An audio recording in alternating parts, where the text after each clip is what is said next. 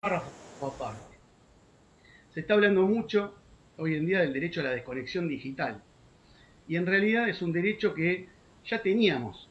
Digamos. Lo que pasa que con la hiperconectividad a partir de la pandemia y del trabajo remoto, teletrabajo como se le llama en realidad hoy, lo que se hace es, se trabaja desde la casa como se puede. Los trabajadores y trabajadoras trabajan con las herramientas que tienen a su alcance desde sus casas en una situación sanitaria muy compleja, todos la conocemos, no me voy a extender en ese punto, pero en donde sí me quiero detener es en la importancia del derecho a la desconexión.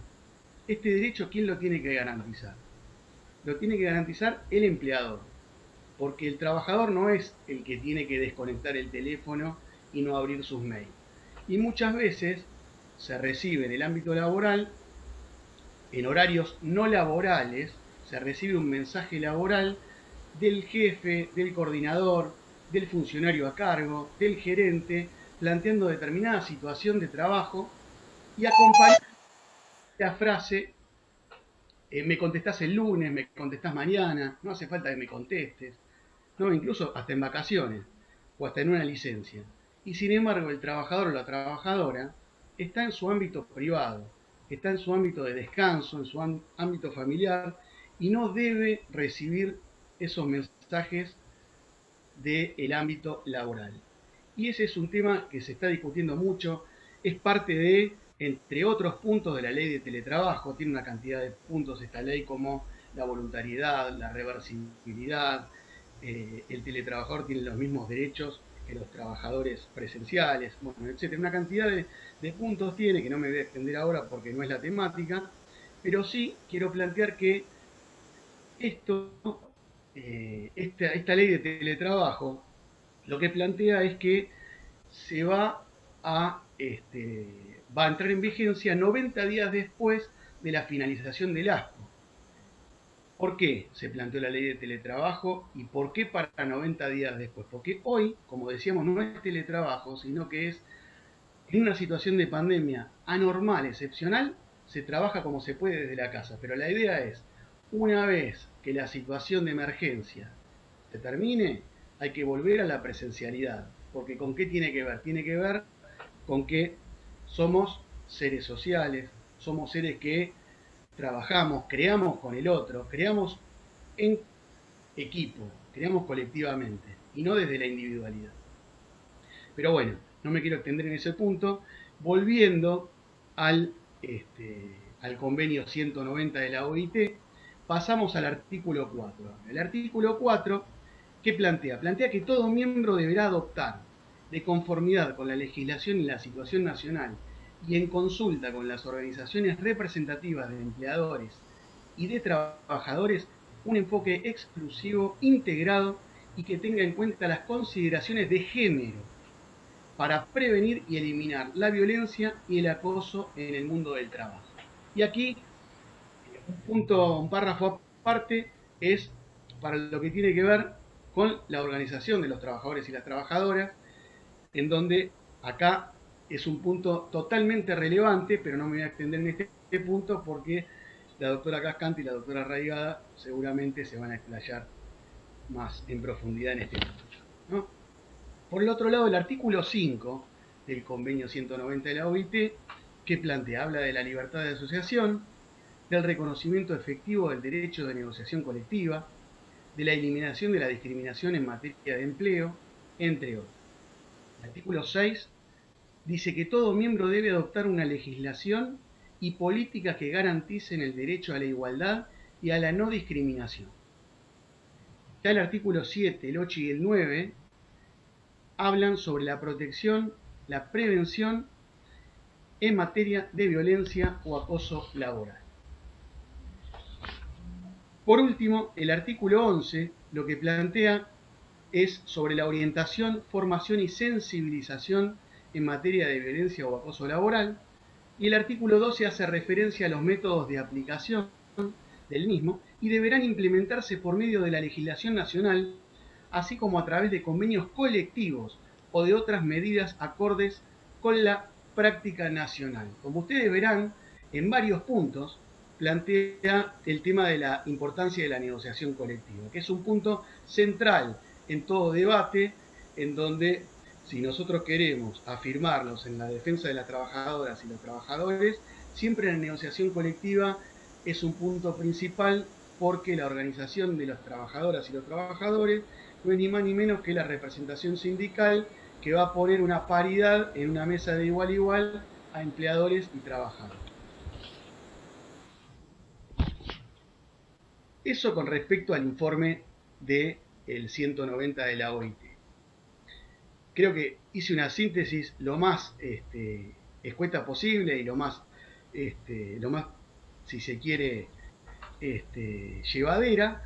Y por el otro lado, lo que les quiero dejar planteado son algunas cifras de un informe de marzo de este año, pre-pandemia.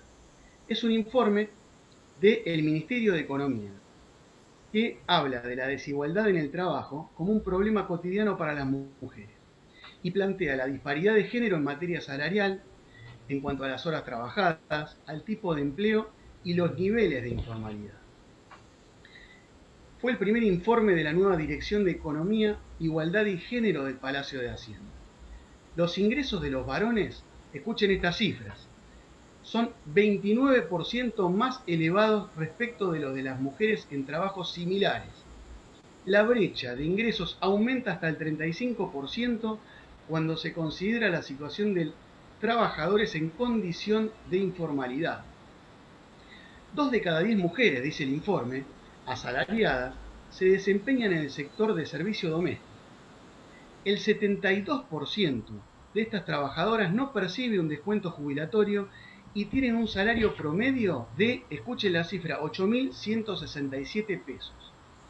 En cuanto a la desocupación, las jóvenes de hasta 29 años presentan una tasa de desempleo del 22%, cuando en el mismo rango etario el desempleo de los hombres es del 18%. El 36% de las mujeres enfrenta una situación de informalidad laboral, unos 2 puntos porcentuales por encima del empleo en negro de los hombres. Las disparidades de género también se registran entre los adultos mayores. Las mujeres perciben una jubilación promedio de 18.611 pesos y los hombres de 21.165 pesos. La brecha promedio de las jubilaciones es del 12%, pero puede alcanzar hasta el 37% cuando se segmentan las bases de datos por rangos de edad. Una de las explicaciones de la brecha, y que muestra la situación de fuerte vulnerabilidad, es que un 73% de las personas que se jubilaron a través de moratorias son mujeres y perciben el haber mínimo. Este informe plantea el desbalance en las tareas del hogar. Otro punto importantísimo. Cerca del 80% de las mujeres se ocupa de hacer estas tareas en sus casas, cuando la cifra para los hombres es cercana al 50%. Los varones le dedican un promedio de 3 horas por semana a estas actividades y las mujeres el doble de tiempo, más de 6 horas semanales.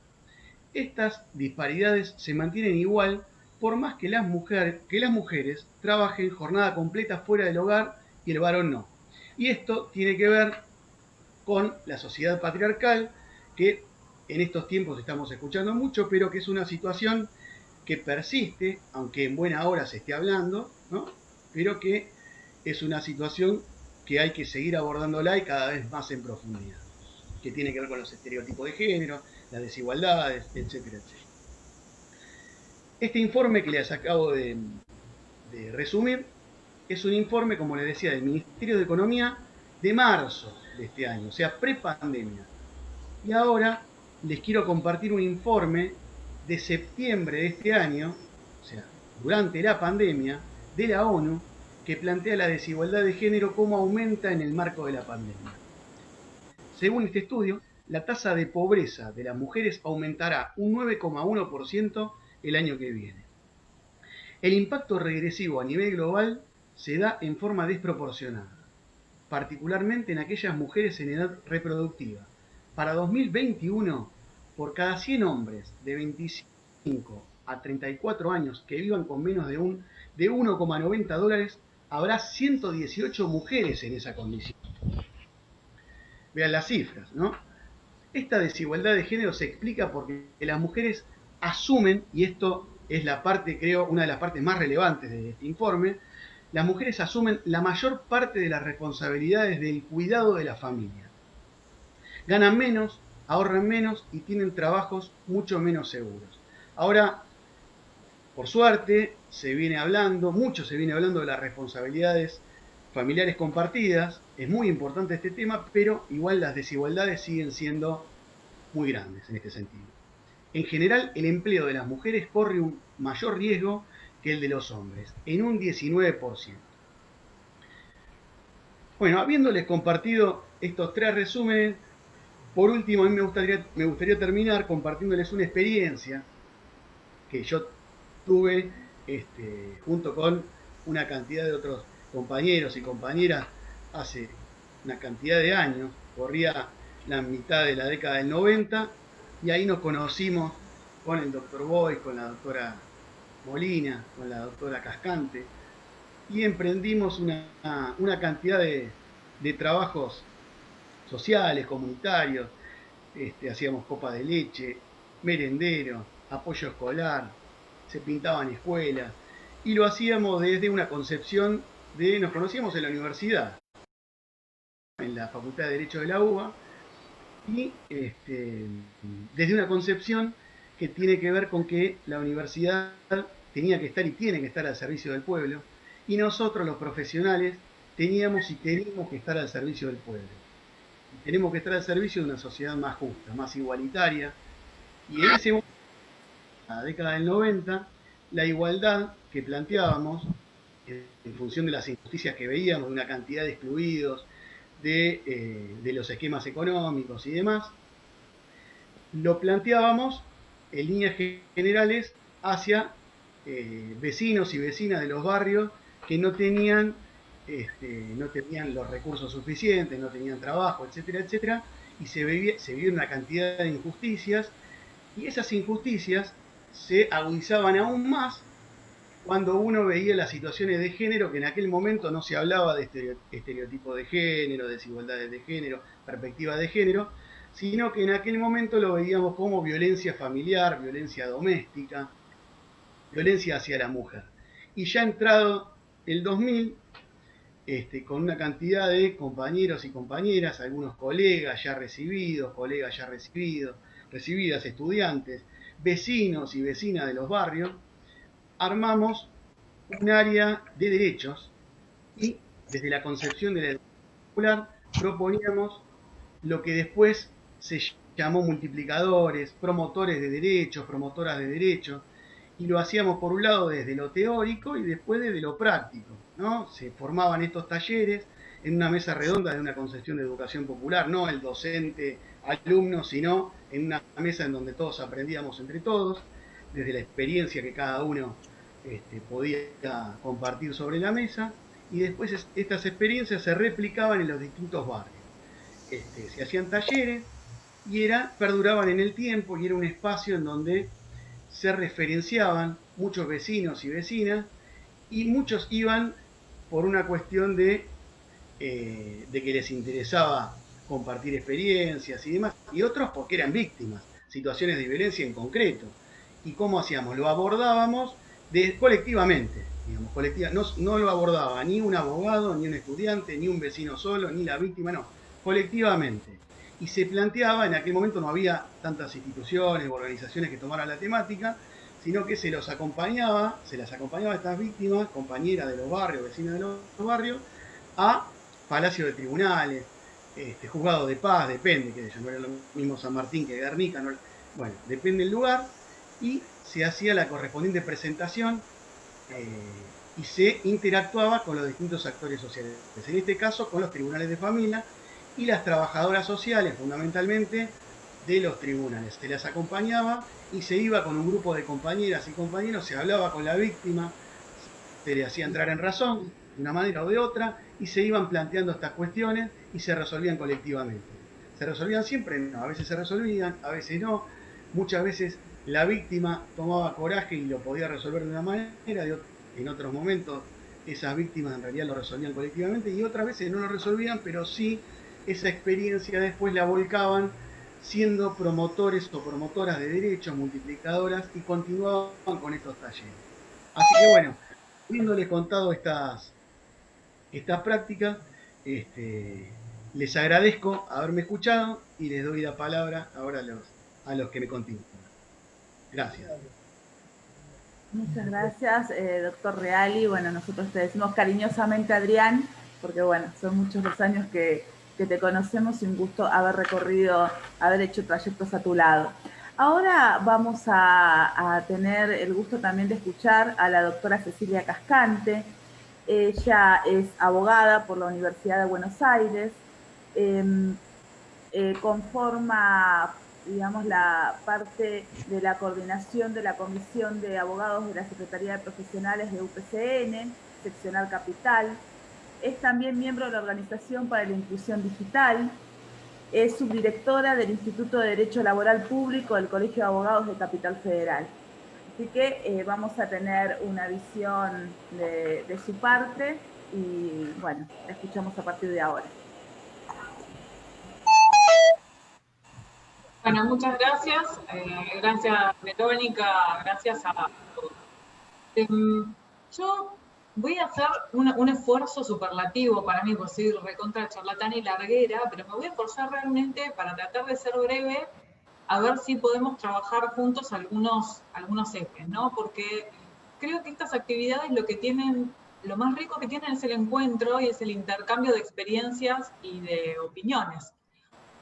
Vamos a estar hablando, como muy bien decía Adrián, a mí me cuesta, porque bueno, él lo confesó, nos conocemos todos, en realidad somos colegas que compartimos mucha experiencia, así que perdónenme que sea un poquito informal, pero como bien planteaba él, creo que ya está dicho que la solución para esto que es un problema social, la desigualdad de género, al igual de toda inequidad social, es un problema colectivo y por lo tanto la solución es colectiva y es de manera organizada. Entonces, si a ustedes les parece bien, a mí me gustaría referirme a 3 ejes, tal vez, que creo que atraviesan la cuestión de manera breve para que después podamos pensarla juntas y juntos, a ver si nos enriquecemos. De hecho, ya les voy spoileando un poquito el final con todo esto que les estoy diciendo, pero mucha de la información que les voy a pasar es información que nos quedó como conclusión de un encuentro que el año pasado hicimos desde la Secretaría de Profesionales de la Unión del Personal Civil de la Nación, un encuentro de mujeres profesionales, justamente entendiendo que las mujeres tenemos que tratar de superar estas desigualdades, pero superarlas hablando desde todos los ángulos, no solamente de lo que nos pega, o sea, salir de esta estigmatización que nos pone nos acorrala contra las cuerdas como mujeres, como si todo lo que nos definiera fuera ser mujeres. Por eso decidimos empezar a trabajar desde diferentes ángulos, por ejemplo, del ángulo de la mujer profesional. Y acá ya voy entrando un poquitito en el segundo punto, ¿no? Porque el primer punto que les quería plantear era este de hablar de que esta desigualdad que existe dentro del trabajo, dentro de los espacios laborales, es la misma desigualdad que existe afuera en la sociedad. Nosotros vivimos en una sociedad que tiene un modelo económico capitalista, que es un modelo económico que se asienta sobre la desigualdad y sobre el sometimiento, y a su vez vivimos en un sistema democrático que supuestamente se asienta sobre la libertad y la equidad, con lo cual ahí ya tenemos una esquizofrenia hermosa entre un sistema político y un sistema económico que se contradicen desde sus raíces. Ahora, existen ciertas instancias que los juntan y a esto vamos a ir llegando de a poquito, pero tenemos mucho que ver nosotras y nosotros y tiene mucho que ver el derecho al trabajo en esto. Que ahí vamos a la segunda parte del título, ¿no? Al sindicalismo. Ahí relacionamos la desigualdad de género en el trabajo, mujeres y sindicalismo. Ya creo que en el título está planteado el problema y la solución.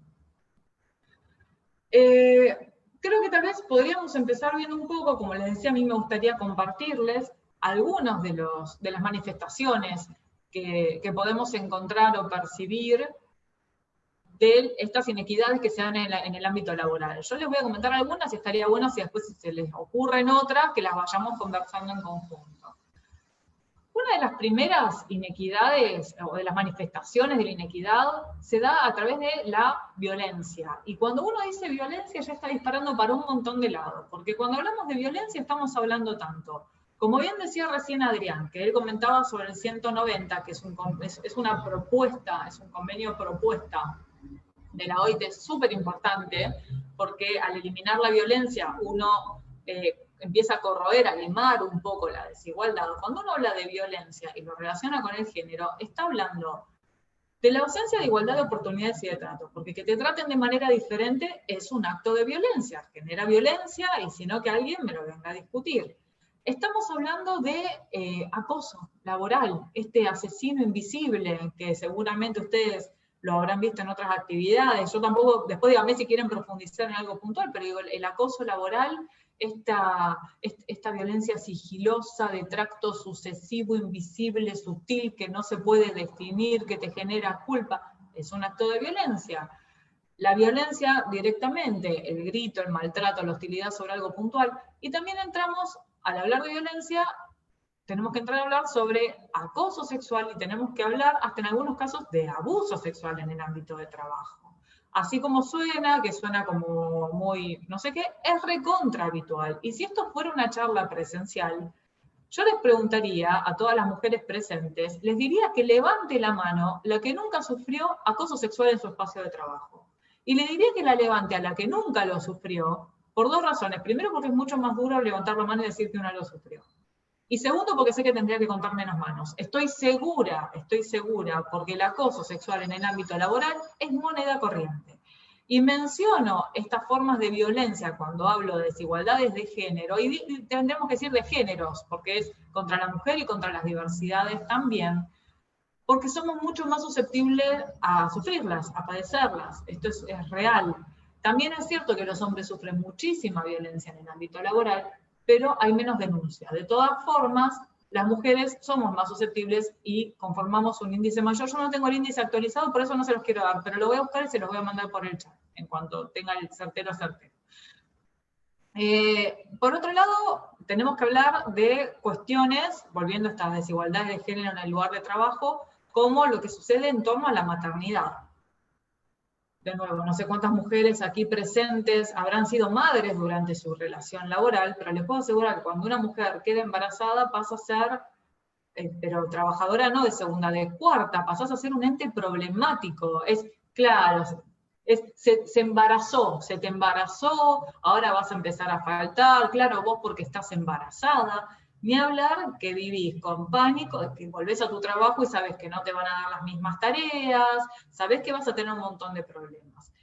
Y esto tiene mucho que ver, y yo sigo relacionando lo que pasa en el ámbito laboral con lo que pasa afuera, porque nosotras permanentemente también hablamos de nuestra libertad para elegir. Ahora yo digo, también tenemos que tener la libertad para elegir ser madres. Y si una mujer sabe que ser madre va a ser un castigo a su libertad, se ve coaccionada. Entonces es muy importante que empecemos a trabajar esto en la cultura del trabajo también. Es muy importante. Yo pongo a veces un ejemplo, ¿no? O sea, no solo tiene que ver con la cuestión de la estabilidad y la hostilidad, sino que digo, ¿cuán atrás hemos quedado? Yo amo los animales, pero la verdad es que para dar un cachorro en adopción o para dejarlo en guarda, hay más requisitos que para dejar un hijo en una guardería, ¿no? Porque para un perrito, gracias a Dios, lo mínimo que se pide son 60 días. Para un niño, a los 45 días, ya tenés que dejarlo 9, 10, 11 horas, porque es tu jornada laboral más el tiempo que te tenés que trasladar. Cuestiones como para ir teniendo presentes, ni hablar de que es muy difícil que los establecimientos cumplan con sus obligaciones de tener los espacios de lactancia o las guarderías en los cuales corresponde. Yo soy trabajadora pública, con lo cual discúlpenme si cada tanto hago algunos comentarios que no se sienten identificadas o identificados, avísenme que...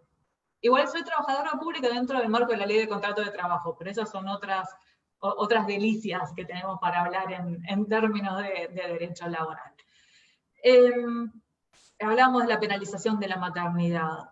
Después, también tenemos otra cuestión que tiene que ver con la carrera, que recién la decía muy bien Adrián, y que a veces, o con el salario, ¿no? En realidad nosotros tenemos este principio de que por igual remuneración, igual tarea, y no es que se viole obscenamente el principio, pero ¿qué es lo que sucede? Cuando vos sos mujer, y las capacitaciones, por ejemplo, en el Estado, para promover en la carrera, suponiendo que hayas tenido la fortuna de ingresar a la planta permanente y de hacer una carrera, para vos poder promover, para vos poder crecer en tu espacio laboral, tenés que capacitarte y tenés que asumir responsabilidades.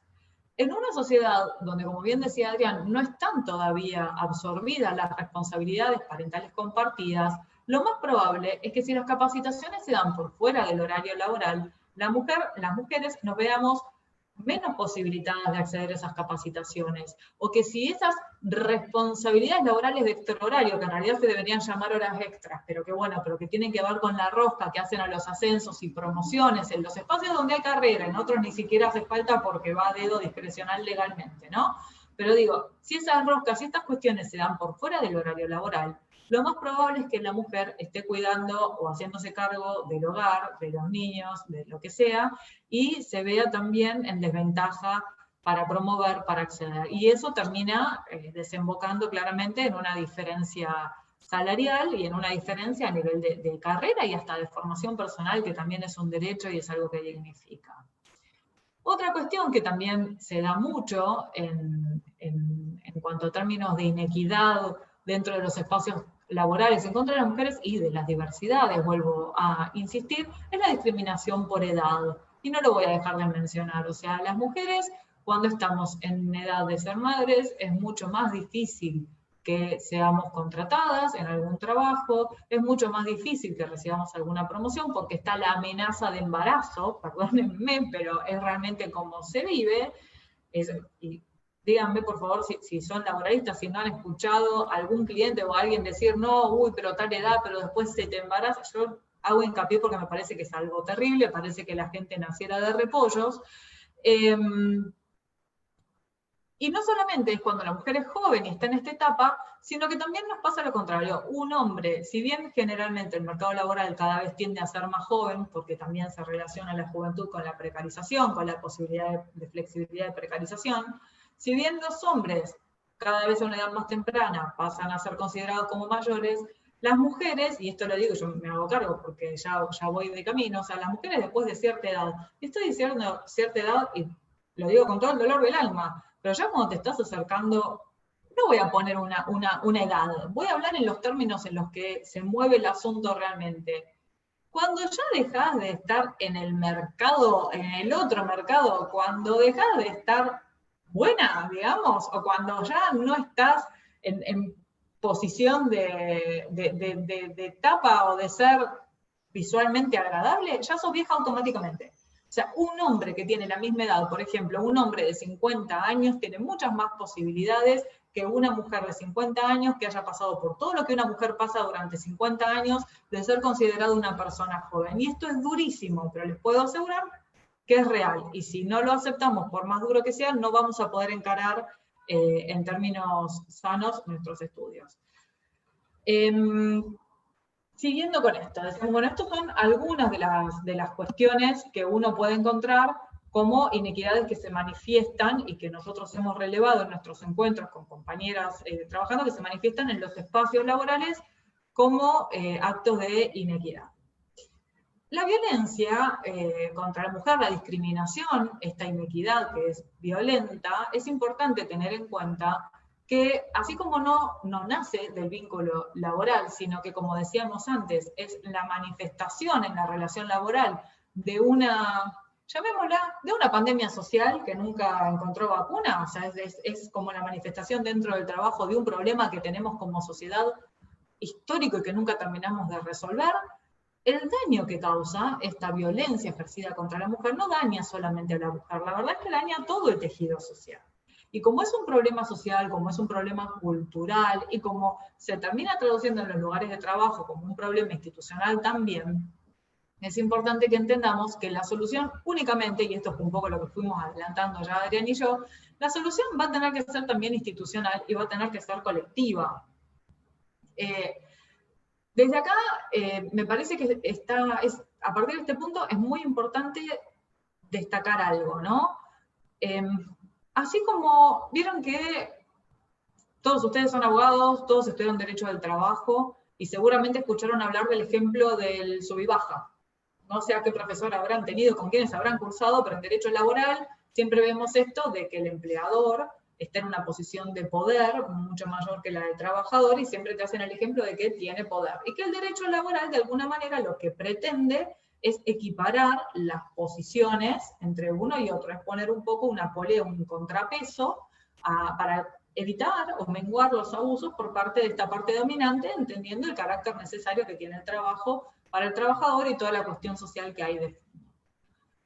En nuestro país, gracias a Dios, desde hace muchos años, tenemos la posibilidad de negociar colectivamente.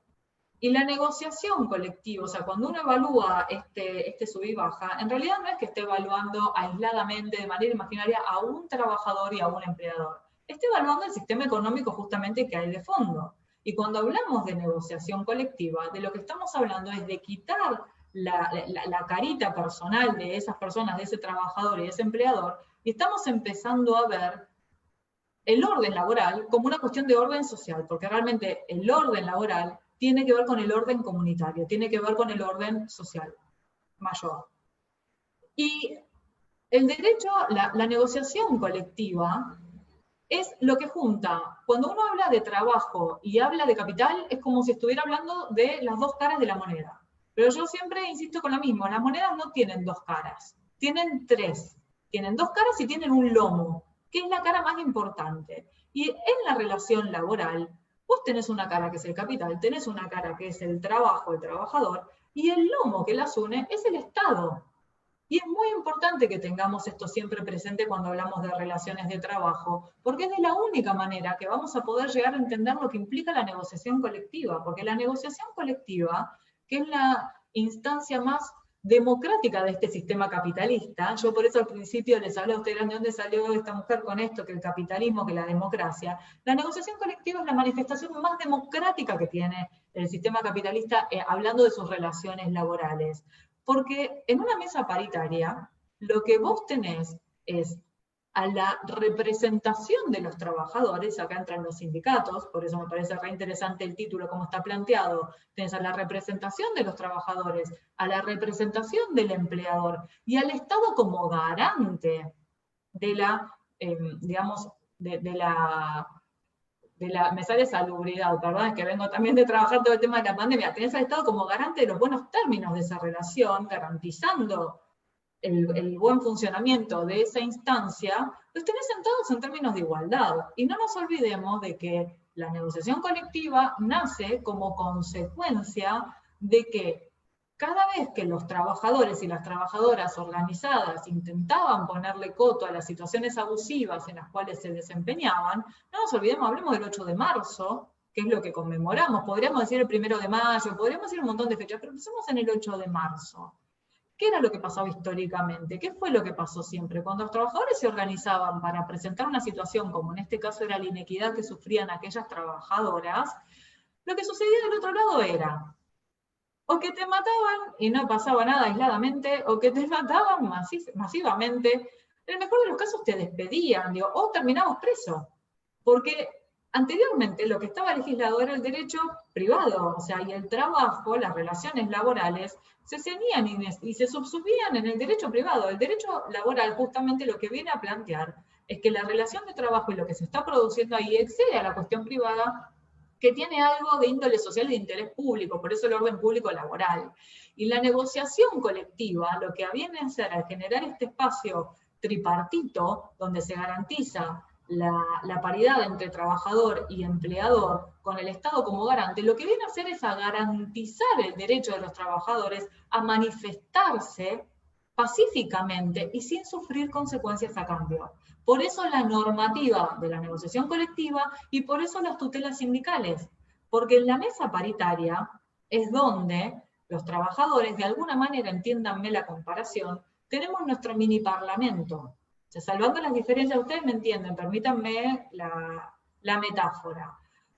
Cuando a través de nuestros representantes, y Dios quiera sean muchas representantes femeninas, los trabajadores nos sentamos en la mesa paritaria, lo que hacemos es ir a discutir y escribir nuestros derechos, ¿sí?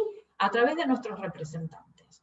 Y esto en términos de género es súper importante. Y yo acá les quiero comentar, si me permiten, la experiencia que tenemos desde la Administración Pública Nacional.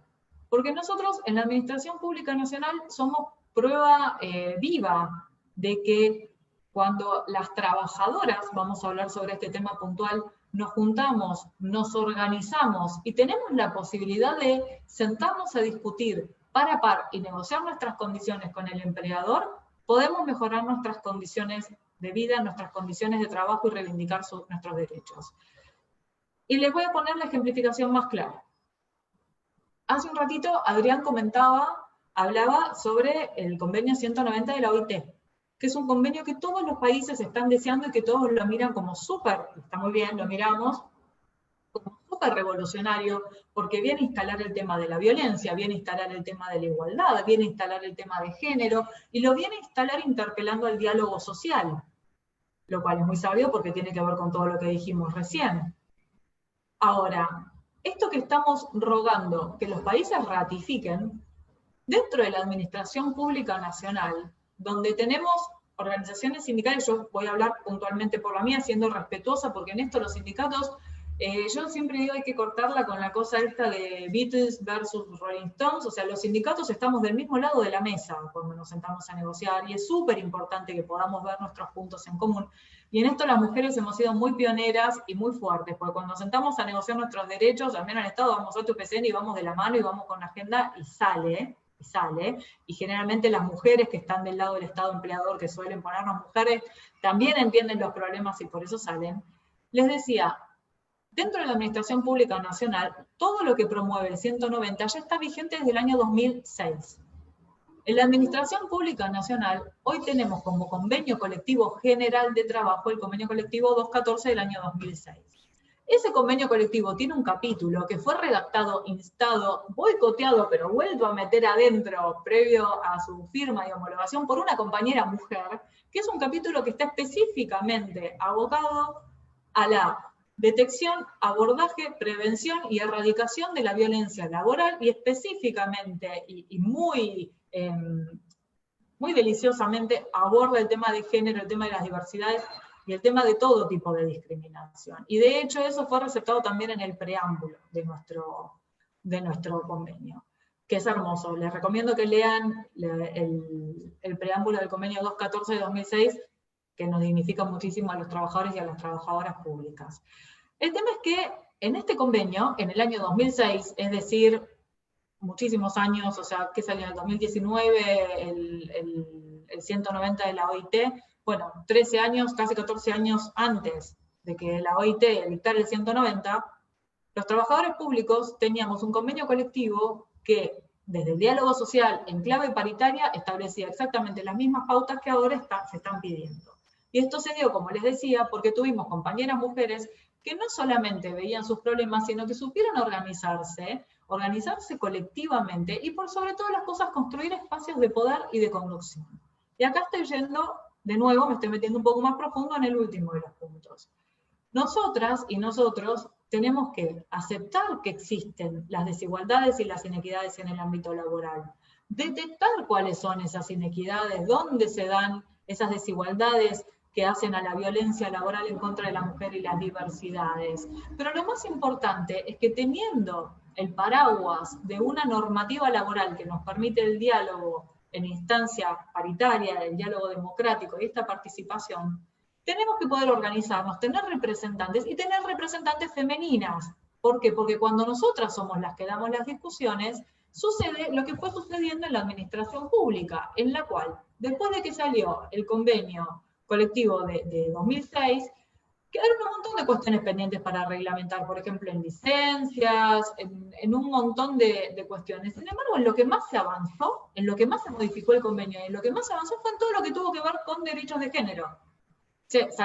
Se modificaron y se agregaron artículos que tenían que ver con las responsabilidades parentales compartidas, se agregaron horas de cuidado para padre no gestante y se incluye la figura también de la madre no gestante dentro de nuestro convenio, se incluyó la violencia de género. Nosotros siempre hablamos de las relaciones en el ámbito laboral, pues somos un sindicato, ¿no? O sea, uno dentro del ámbito laboral tiene que hablar de lo que pasa en el trabajo. Así todo, logramos que se incorporara una licencia para los casos de violencia de género, de violencia doméstica, perdón, no de género, porque entendemos que no solo la violencia doméstica puede ser contra la mujer, la violencia doméstica también puede ser contra las diversidades, también puede ser contra algún caso de algún hijo, contra algún anciano, pero se incorporaron las violencias, es una visión muy de género y muy de equidad, que incorpora las violencias domésticas dentro de nuestro convenio, protocolos para el abordaje de este tipo de violencias, para acompañar a las víctimas, y se profundizó todo un camino que incluye capacitaciones, que incluye espacios de trabajo en red,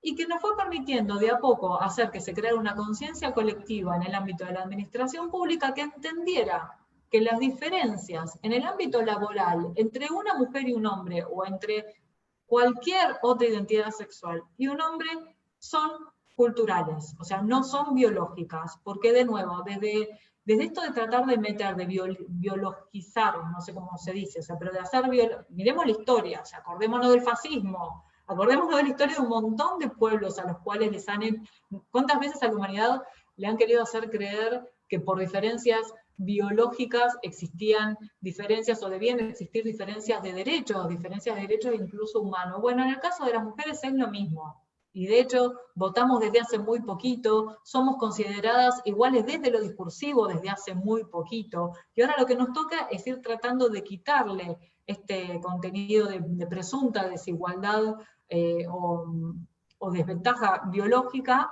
a la práctica. La verdad, yo creo que me reextendí en el tiempo, les pido disculpas, dije que iba a ser cortita y les dije también que me iba a costar un montón. Pero como mensaje final, digo, lo que me gustaría es agradecer el espacio, felicitar el espacio, porque creo que es lo que hace falta para superar el problema que plantea el título. O sea, en el título está planteado el problema que tenemos hoy las mujeres en las relaciones laborales, que tiene que ver con esta inequidad. Está planteada la solución al conflicto, que es la organización, la sindicalización, no importa dónde, pero es muy importante que las trabajadoras estemos organizadas. Y le agrego que es muy importante que estemos en red, que es lo que este espacio está favoreciendo, y que nos animemos a construir espacios de poder, ocupar esos espacios de poder, y ser nosotras mismas quienes estemos en los espacios de representación, en la negociación colectiva o en cualquier otro espacio, en los parlamentos, digo, en los congresos, en las legislaturas, en las colegiaturas, en las asociaciones, como muy bien están haciendo acá las colegas, Vero, Rosa. Esto es lo que tenemos que hacer. Esta es la mejor forma que tenemos para mejorar nuestra sociedad, hacerla más justa y equitativa para todas y para todos. Gracias, y perdón si me extendí en el tiempo. Bueno, entró ya María al Zoom. Bueno, María Reigada es una... Primero yo la tengo que presentar como que es mi compañera y una compañera, pero María es senadora de la provincia de Buenos Aires, electa por la provincia de Buenos Aires.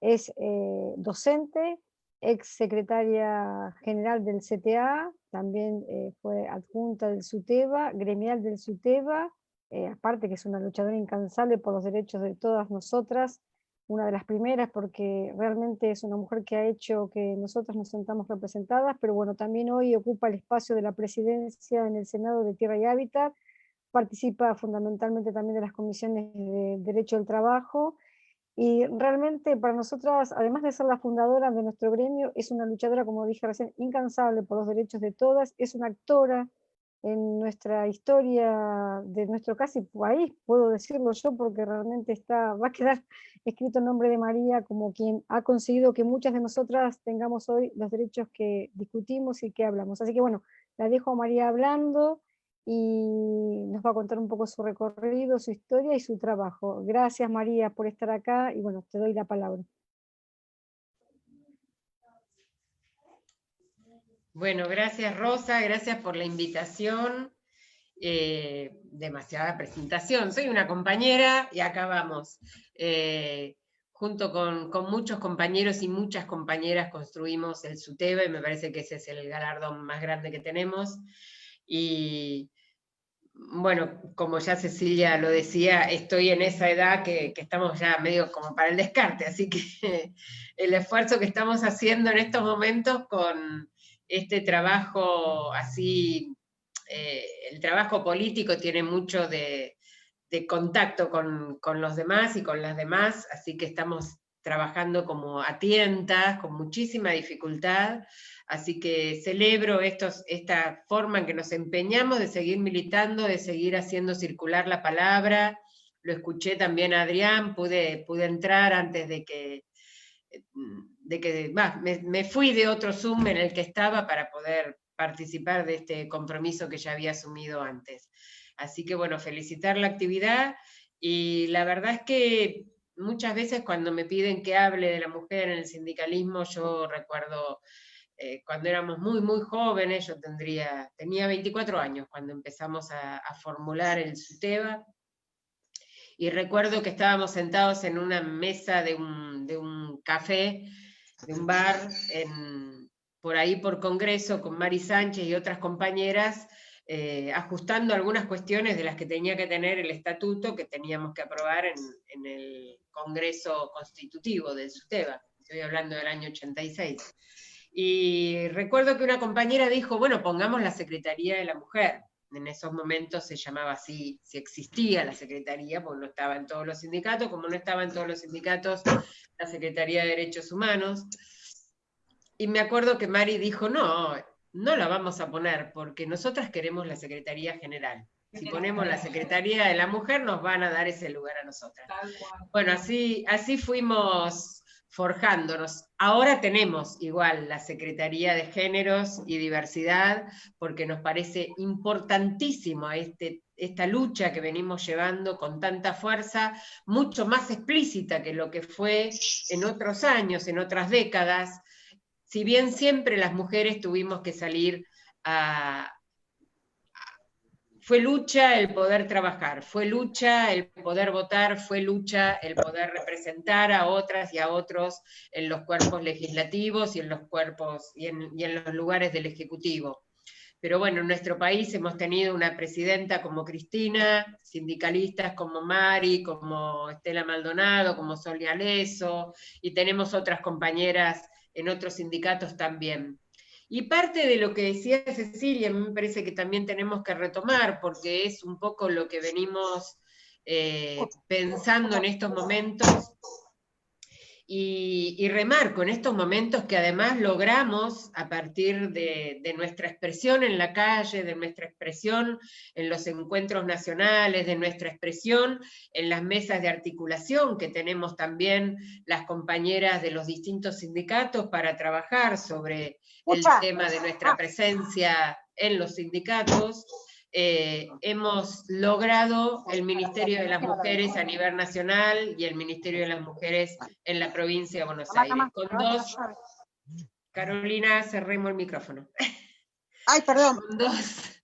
Con dos compañeras que vienen además de haber marchado junto con nosotras, de haber estado generando estos espacios de debate tan importantes, espacios que además se han representado también en los distintos encuentros internacionales, donde las mujeres tenemos además espacios propios para seguir debatiendo, para seguir enriqueciendo las reivindicaciones que tenemos que llevar adelante, y como se decía hace un ratito, en el espacio de la paritaria es donde podemos lograr poner estas reivindicaciones del campo de lo laboral y poder convertirlos en derecho.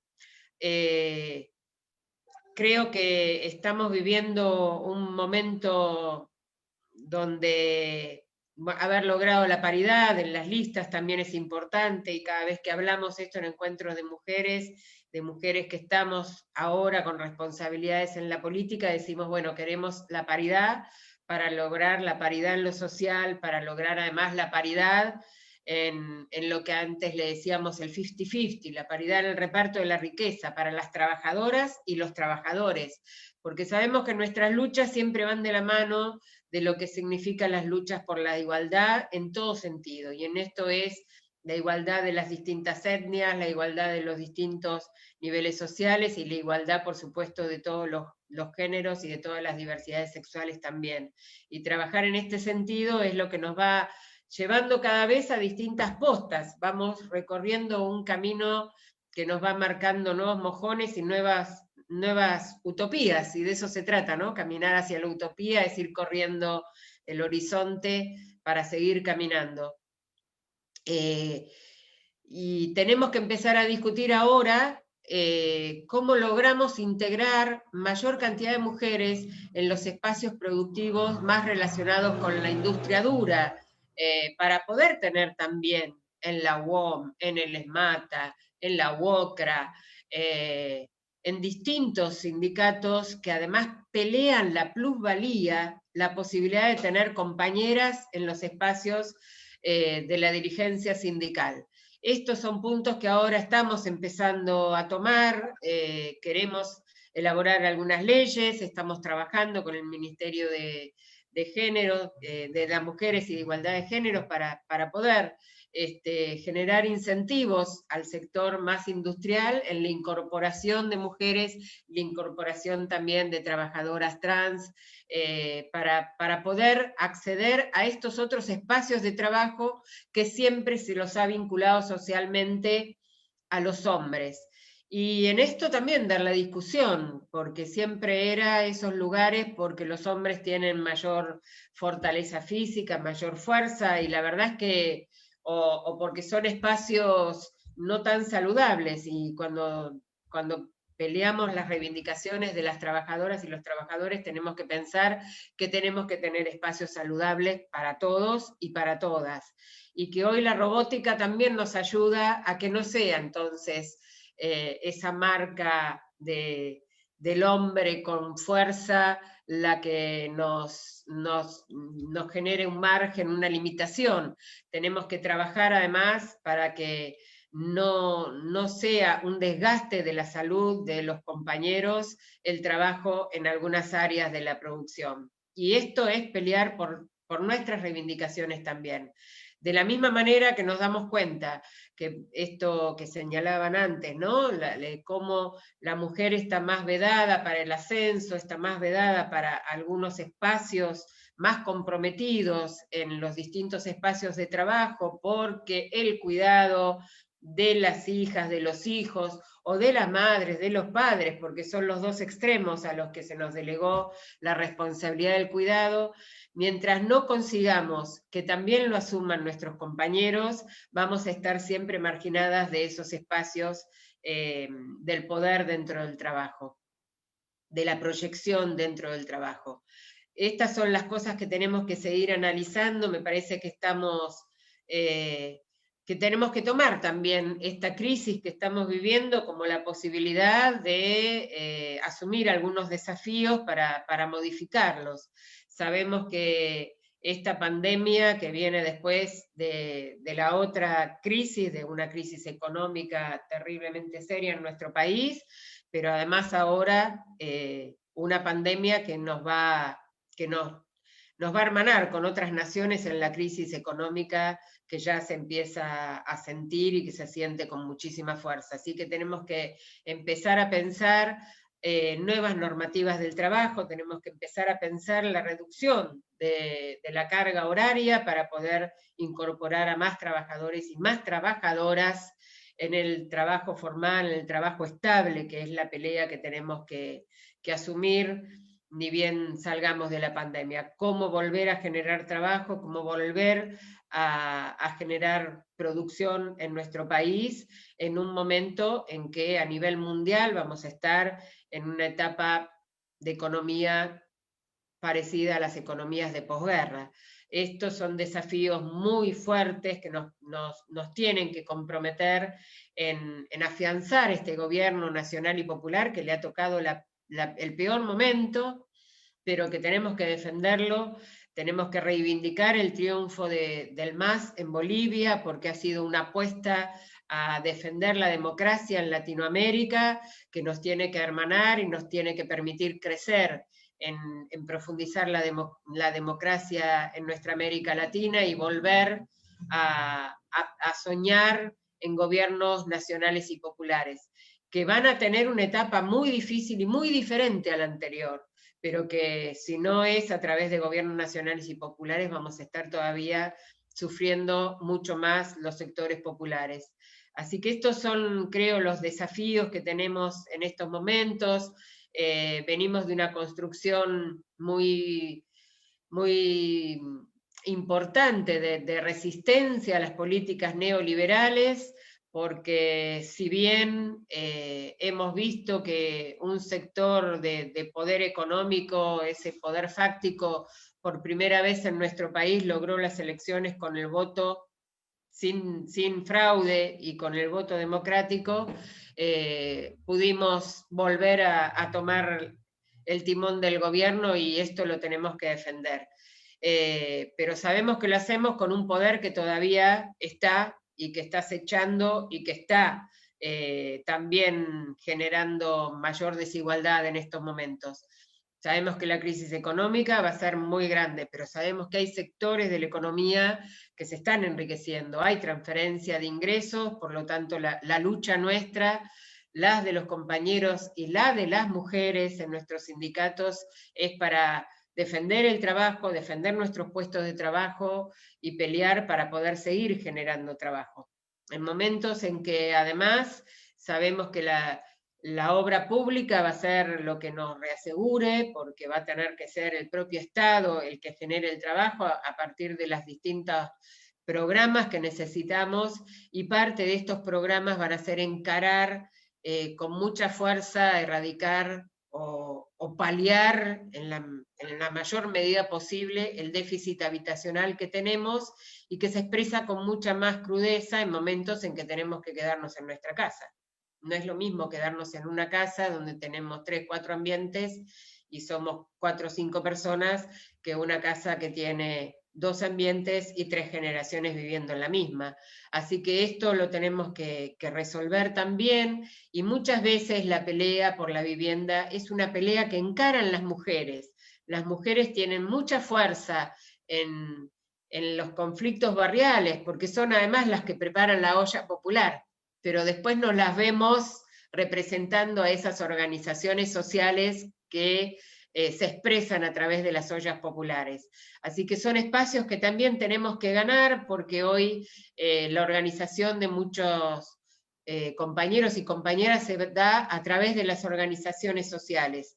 Cuando el trabajo no logra cubrir el trabajo pleno, no podemos tener a todos y todas con el derecho al trabajo realizado. Sabemos que las organizaciones sociales son, como decíamos muchas veces dentro de la CTA, la fábrica es el barrio, y en el barrio tenemos que pelear también por las reivindicaciones de nuestras compañeras, que son muchas, y que donde suelen vivir también la violencia de género, la violencia doméstica, y son las que encaran muchas veces estas situaciones con mucha sororidad, haciéndose compañía.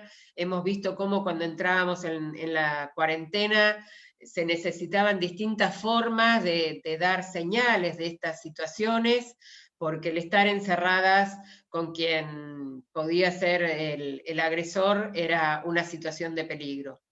Bueno, tenemos que seguir trabajando todas estas cuestiones, pero creo que estamos generando no solamente discursos nuevos, discursos renovadores, reivindicaciones nuevas, sino que también estamos generando mucha fuerza organizada en los distintos lugares donde las mujeres hoy podemos estar. Y esto es lo que me parece nos da una perspectiva diferente.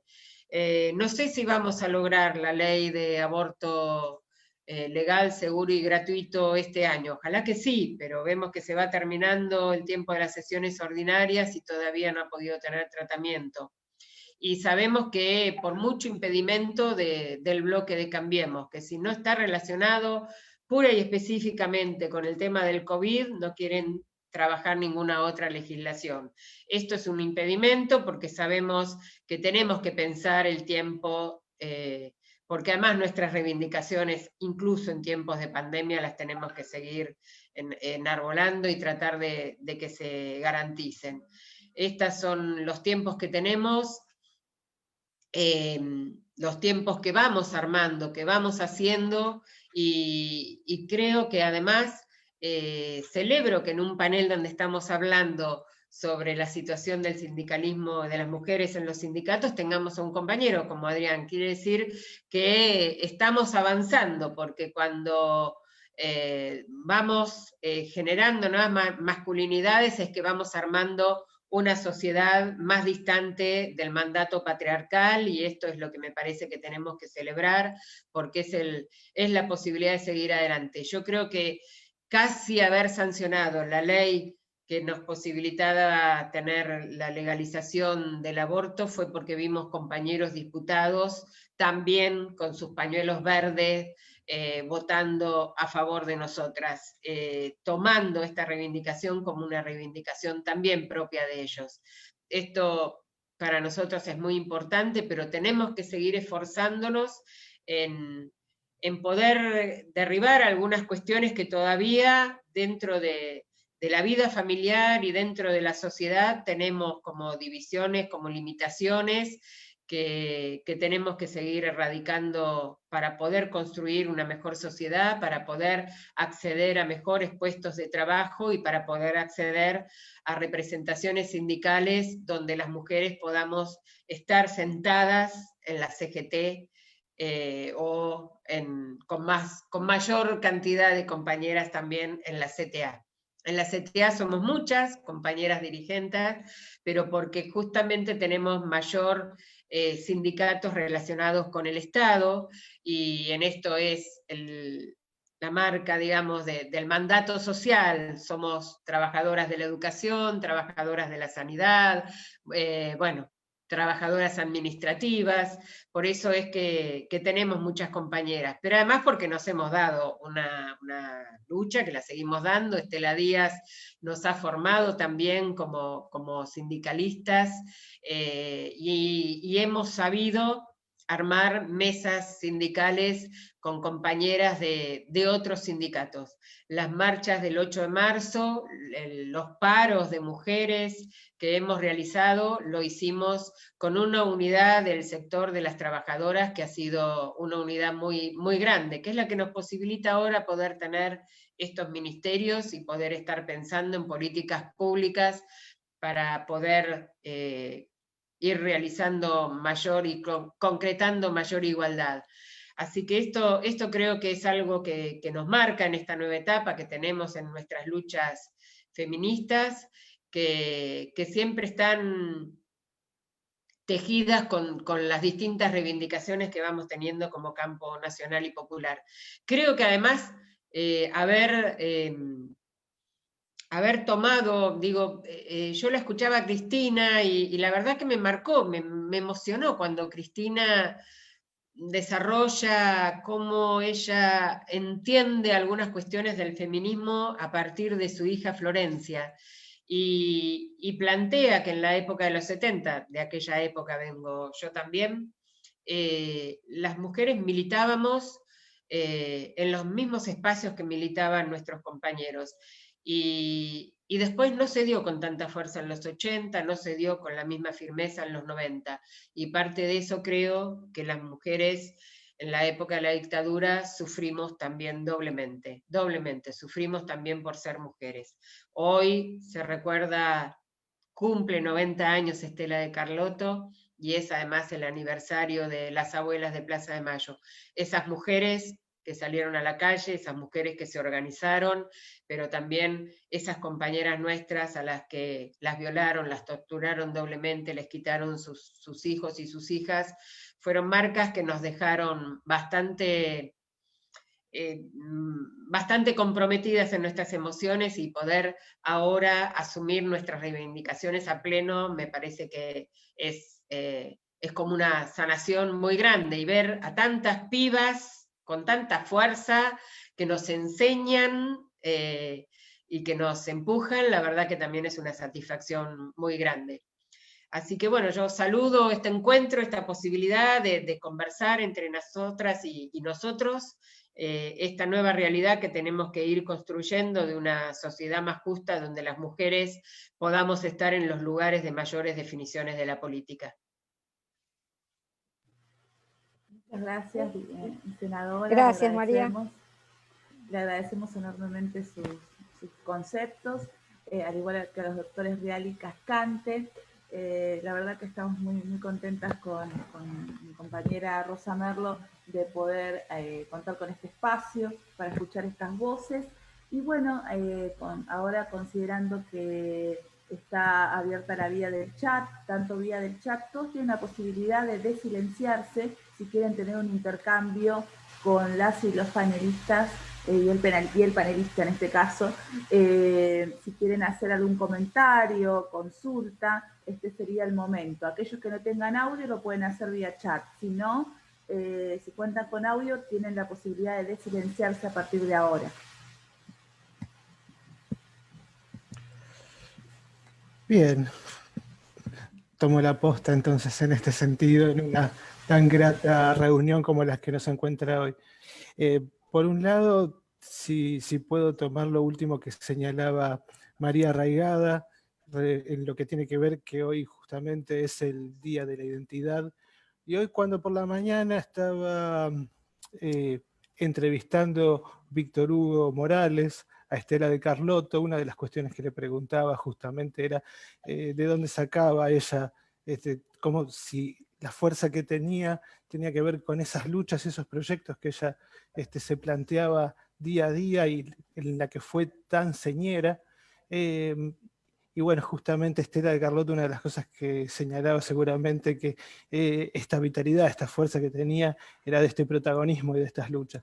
Y tiene mucho que ver lo de Estela con nuestra visión, si se quiere, del derecho, porque cuando Estela de Carlotto, con las abuelas y con los organismos de derechos humanos, plantearon inicialmente que los dictadores, los represores, vayan presos en un momento de impunidad, cuando todos los juristas allá por los 90 decían que esto no era posible,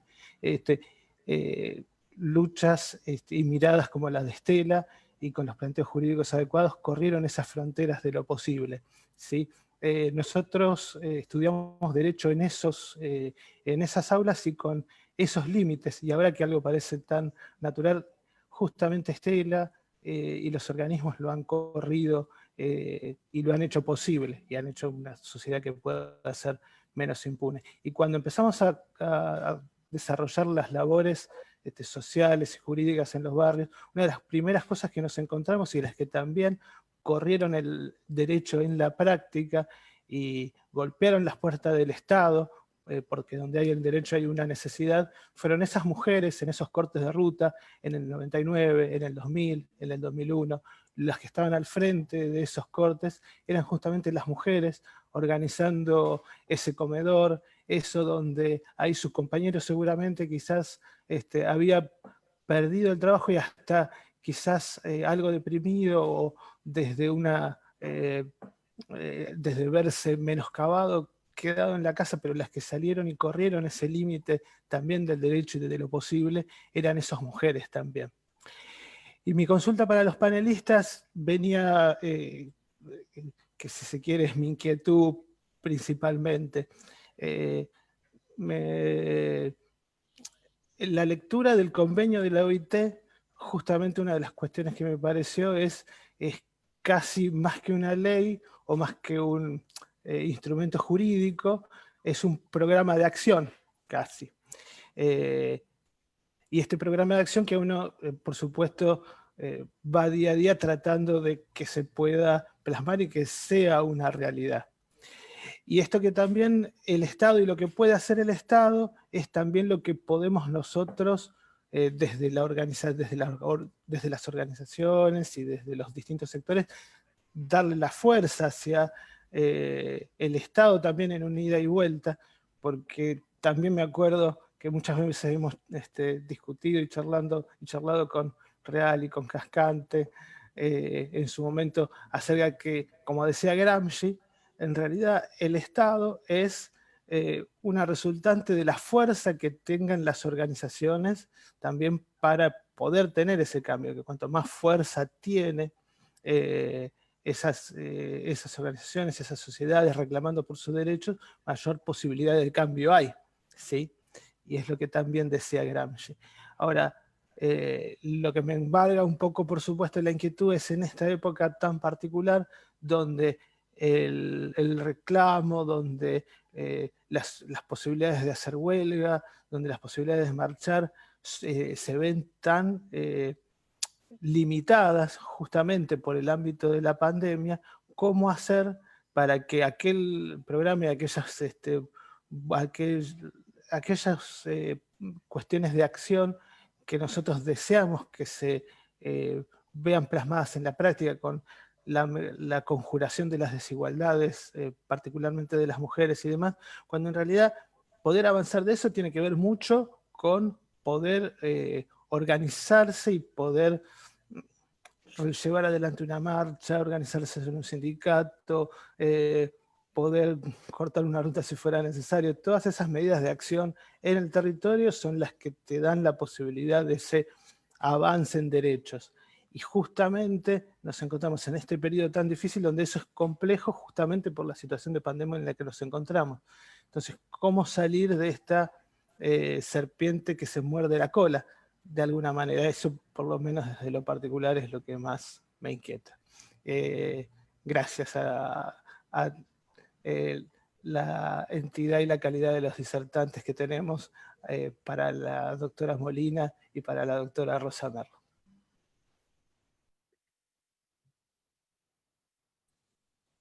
Yo quiero agradecer a María su recorrido, lo que ha expresado hoy. Realmente es importantísimo la lucha que lleva adelante desde ese lugar que no es el Senado solamente, sino que desde siempre que ha tenido María, ha conseguido la licencia, pues aparte ella es delegada paritaria en su tema, así que ha peleado hasta hace poco este estado neoliberal que teníamos y bueno, ha llevado esa lucha adelante por la reivindicación de todas y todos. Así que agradecerte, María, agradecer a Cecilia y agradecerle a Adrián también la presencia hoy. Bueno, no sé, Vero, si hay alguna pregunta y si no, bueno, espero tus palabras, Verónica. Sí, no sé si alguien quiere hacer algún comentario respecto de lo que dijo el doctor Alejandro Boix. Aprovechemos también en esta instancia para agradecer la presencia de nuestro secretario del Colegio de Abogados, el doctor Gabriel Mónaco, para agradecer también que estén presentes la doctora Castelo, el doctor Boix, que integran el Instituto de Derechos Humanos, para agradecer a los compañeros del Encuentro de Abogados y Abogadas de La Matanza por estar siempre presentes. Y bueno, como él había transmitido esta inquietud de reflexión, no sé si alguien quiere hacer algún comentario, si no pasamos a leer el chat. Sí. Si me permiten un segundito con respecto a lo que planteaba el doctor Boix, quiero hacer un llamado, ¿no? O sea, una sugerencia, y es que creo que quienes tenemos esta voluntad, esta vocación por organizarnos, tenemos que plantearnos seriamente que hoy, lo que históricamente, ¿vieron lo que siempre uno escucha hablar, esta famosa frase de Lenin, hasta incluso el título de su libro, de que el imperialismo era la última etapa del capitalismo, y que escuchábamos hablar del capital financiero como lo último que se íbamos a ver del monstruo? Bueno, yo creo que ha quedado en manifiesto que hoy tenemos nuevos actores transnacionales, económicos, que también ejercen la dominación política, y que son los actores transnacionales que detentan el manejo de las tecnologías de la información, la comunicación y la decisión. Esa última D que nos han robado de las siglas. Y creo que para todos los que tenemos esta vocación, es muy importante que empecemos a fomentar los espacios de debate con respecto a lo que tiene que ver con el derecho informático, porque hacia nuestros derechos como pueblo, a nuestros derechos políticos y a nuestros cuidados también políticos. Me encantó escucharla a María, la verdad es que es un honor, y hasta me da vergüenza un poco compartir el espacio, el panel o como se llame. La verdad es que es realmente un privilegio. Ella recién mencionaba a una mujer muy importante, mencionaba también a Cristina, y yo pienso, el caso de Cristina con Google no es una pavada. Y tiene todo, digo, porque alguien recién preguntaba con respecto a cómo hacemos en esta instancia para hacer lo que hay que hacer cuando nos han literalmente corrido a la cancha del lugar, porque hasta se han arrogado que nos habían sacado la cancha. Dijeron, esta gente no viene más a la cancha, ahora la cancha es de otros, ¿no? Bueno, no, la cancha no es de otros, pero también es cierto que nos vienen dando la batalla en otra cancha, que es la cancha virtual. Las TICs ustedes imagínense papel prensa a la enésima potencia, pero una potencia inimaginable. Esas son las tecnologías de la información y la comunicación E insisto, al final de esa sigla va una D, que es de la decisión. Ahora hay muchos documentales en Netflix, en distintos lugares donde nos cuentan cómo a través de las redes sociales deciden por nosotros. Si hoy lo estamos viendo en Netflix es porque ya nos han ganado, nos han pegado hace 10 años, por eso hoy lo vemos como un documental. Pero digo, el caso de Cristina con Google es emblemático, porque justamente lo que tenemos que empezar a discutir hoy es la responsabilidad de los buscadores, la responsabilidad de estos nuevos medios de comunicación, de presuntos medios de información que en realidad son formadores de opinión, y también aprender a cuidarnos nosotros, porque por ejemplo, este sábado una convocatoria popular para una manifestación popular, y que fue atacada, y todavía estamos investigando y viendo, y se están dividiendo las causas para ver de qué manera fue atacada, y hasta incluso yo voy a hacer, ni siquiera me voy a parar en la pregunta que remite a si fue un hackeo malicioso, o si nosotros mismos, perdón, yo me autoproclamo, o sea, si nosotros mismos nos autohackeamos al entrar todos juntos, ¿no? Pero la verdad es que, más allá de esa discusión, yo tengo otro tema también para plantear, que es que nosotros mismos estábamos metiéndonos en una plataforma, ingresando nuestros datos, estábamos empadronándonos, regalando información nuestra, armando nuestra propia lista y entregándosela a manos muy ajenas. Entonces, creo que Ale, permiso, pero Ale, creo que una de las responsabilidades que tenemos es ver de qué manera vamos a empezar a organizarnos en clave 4.0. Y para esto tenemos que sentarnos y tenemos que organizarnos también, porque ya está pasando, la pandemia precipitó algo que iba a pasar. Se venía hablando, y juro que con esto termino y no hablo más. Yo empecé a estudiar Derecho Informático, estoy terminando la especialización, empecé cuando me pidieron que escribiera un trabajo de cara al Congreso de la OIT de 2019, que era por el futuro del mundo del trabajo, ¿no? Que es donde uno dice, bueno, discutamos el futuro del capital, qué sé yo, y empecé a ver, y el apocalipsis era que la gente iba a quedar sin trabajo y las sociedades diezmadas por el avance de la tecnología, como si la tecnología fuera un tsunami. Esto ya lo veíamos antes del COVID. Y la verdad es que la tecnología no es un tsunami, la tecnología es el fruto de una planificación estratégica, económica y política. Y nosotros tenemos que entender eso, y también tenemos que pensar estrategias políticas de Estado, para tener un Estado que sea soberano en términos informáticos, para saber con qué servidores contamos, cuáles son nuestros satélites, manejar bien esa información, tener un Estado que tenga su red informática bien armada, porque se habla de gobierno abierto. El gobierno anterior, lo primero que hizo yo, y no me olvido más, el 1 de marzo empezaron las clases, empezaron las sesiones, lo primero que metió, el gobierno anterior, estoy hablando 1 de marzo de 2016, el plan de modernización del Estado, que era un calco del plan de modernización del Estado del año 2001, agregándole, del año 2001, ni más ni menos, agregándole la palabra TICs.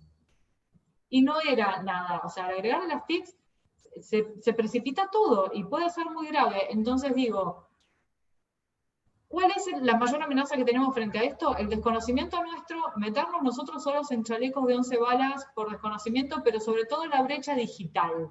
Si nos vienen diciendo que la brecha digital va a causar pobreza, tristeza y desazón, nosotros tenemos que salir a hablar de inclusión digital, y tenemos que salir a militar la inclusión digital, y para eso es que digo que tenemos que capacitarnos. Por eso la Organización para la Inclusión Digital, perdón, no es pasar el chivo, es explicar el porqué. Yo le decía a Vero cuando me decía, bueno, ¿cómo querés que te presente? A mí lo que me importa es la OID, la Organización para la Inclusión Digital, porque hoy el problema político y económico y de inserción social, así como voy a instar siempre a la sindicalización en cualquier sindicato y a la organización, hoy también tenemos que organizarnos digitalmente. Hoy tenemos que hacer que todo nuestro pueblo tenga conocimiento, que tenga autodeterminación y que tenga la capacidad de meterse en una máquina sin ponerse el mismo, cada persona en una posición vulnerable, y no quedar desprovista de trabajo ni de oportunidades por no poder manejar esto. El decreto 690, que salió hace muy pocos días, que declara servicios públicos a las tecnologías de la información y la comunicación, es vital. El acceso a las redes es un derecho humano fundamental. Y es muy importante este decreto, y eso también hay que estar atentos y defenderlo, porque los precios de la conectividad y la negativa de las empresas a conectar espacios que no les resultan redituables, hacen que nosotros, cuando vos planteabas cómo hacemos en esta instancia para organizarnos, la gente más vulnerable es la que más queda por afuera de la conectividad. porque es a la que no se le da el servicio. Los chicos, esto María seguramente lo debe saber, hoy los chicos están aprendiendo por las redes, y vos tenés, por ejemplo, en Río Negro, hace poco nosotros tuvimos un encuentro, y así como en algunos lugares no había problemas, vos tenés, por ejemplo, que en espacios, en zonas más desérticas o montañosas o lo que sea, los chicos toman clases por Radio Nacional, porque ni siquiera tienen energía eléctrica. Digo, pero aunque tuvieran energía eléctrica, no tendrían la conectividad de la red tampoco.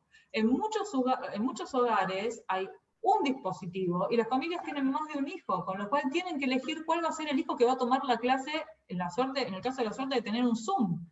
Y acá lo que estamos teniendo es que se priorizan los niños más pequeños, lo cual uno entiende porque es la decisión de las familias, pero tenemos que todo un sector de adolescentes, por esta cuestión del precio de los aparatos, de los dispositivos electrónicos, del hardware, lo que sea, se queda por afuera de la posibilidad de recibir una educación en igualdad de condiciones, lo cual le quita la igualdad de oportunidades a futuro.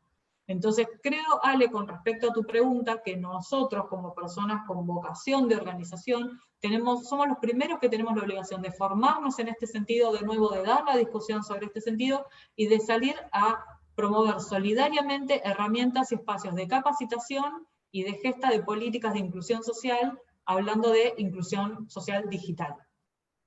Perdón. Perfecto, muchas gracias, Cecilia. Sí, el tema del trabajo con la brecha digital. Ahora iba a hacer una consulta, no sé si está con audio. Tenemos acá también una visita muy querida, que es la de la cacique Nala, Clara Romero. Ella es de San Pedro. La hemos tenido también en calidad de disertante presencialmente, y ahora, bueno, nos vino a visitar y quería trasladar una inquietud. Sí, hola a todos, ¿cómo están? Yo también quería hacer una mención, como decía el doctor Alejandro, sobre el Día de la Identidad. Hoy es el Día de la Identidad, y si hay alguien en este territorio que tenga identidad, somos los pueblos indígenas.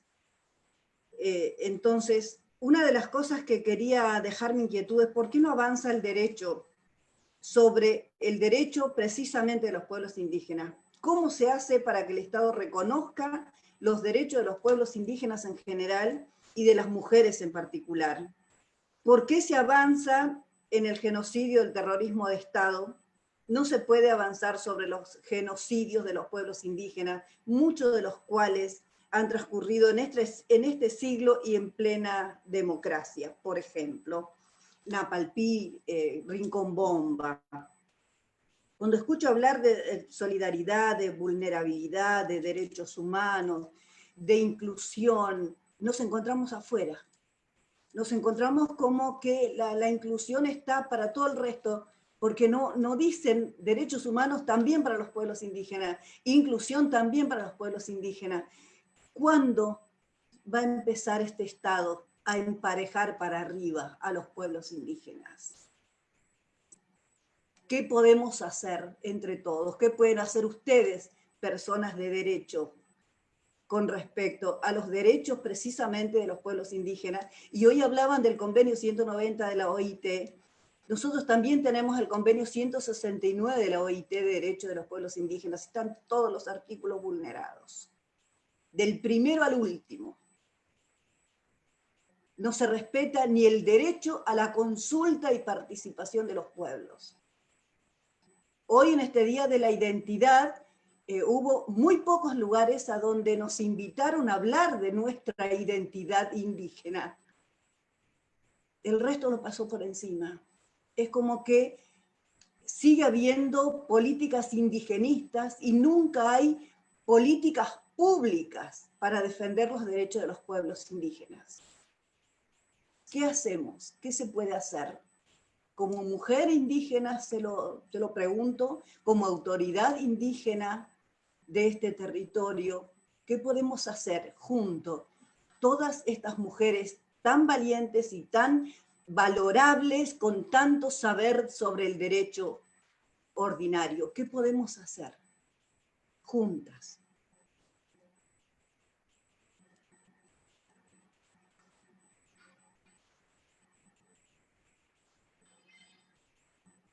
Quedamos así como en silencio, no sé si alguno... Sí. sí. No tengo la respuesta, es empezar a tomar estos temas, sí, es verdad, vemos lo de Bolivia y nos da mucha satisfacción, pero creo que todavía en nuestro país es un tema que tenemos que trabajar muy fuertemente, ¿no? Y no tengo la respuesta, pero bueno, como se empiezan todas, no digo que empiecen, porque vienen peleando los pueblos originarios desde que los hemos invadido. Pero es una de las luchas que tenemos que seguir enarbolando en pos de la igualdad. Yo señalé la igualdad de las distintas etnias, pero también tenemos que decir de nuestros pueblos originarios. Quizás tenemos quienes pelean hoy por la igualdad de los compañeros senegaleses que están arribando a nuestro país, ¿no? Y nos olvidamos de ver las realidades de nuestros pueblos originarios que están todavía por la lucha por la tierra, incluso. Esta reivindicación que es tan fuerte y que tenemos que darle potencialidades de las políticas públicas. Es real.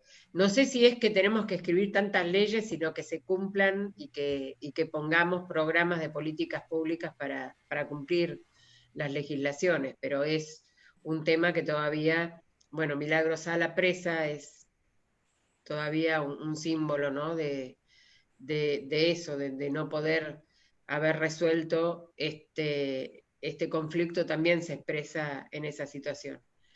No tengo respuesta, pero me encanta que me interpelen en este sentido. Acompañando tal vez un poco lo que plantea María, a mí me gustaría compartirle que en este encuentro que yo le mencionaba que hicimos yo recién hablé sobre el tema de la inclusión digital y hablé sobre una organización que es la Organización para la Inclusión Digital, que es una organización que empezamos a hacer entre un conjunto de personas que pensamos así, y lo primero que hicimos cuando salió el decreto que nombra a los servicios estos de conexión por las redes como servicio público, fue armar una reunión para escuchar a la gente de diferentes expresiones, y una de las personas a las cuales invitamos fue a Claudia Huilcán, que ella justamente es una chica de Río Negro que ella es descendiente de mapuche y trabaja con pueblos originarios. Y lo digo a modo esperanzador, no porque esto sea una solución, pero sí para mostrar que está la voluntad y que es buenísimo su comentario. De hecho, espero que después sigamos en contacto, le voy a decir a los chicos a ver cómo podemos seguir trabajando juntas.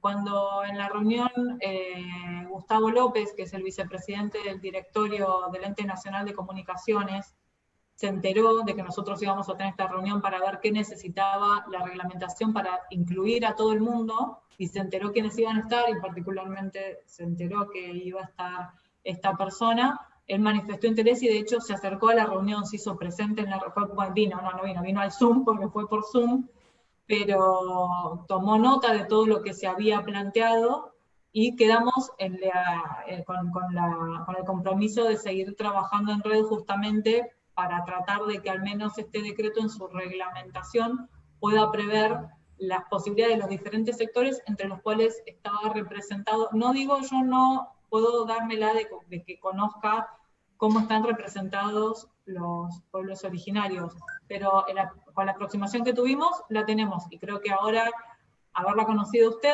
es un gusto, y creo que tal vez también podamos ampliar la red para que se haga realidad esto que está pendiente, que con tanta justicia plantea.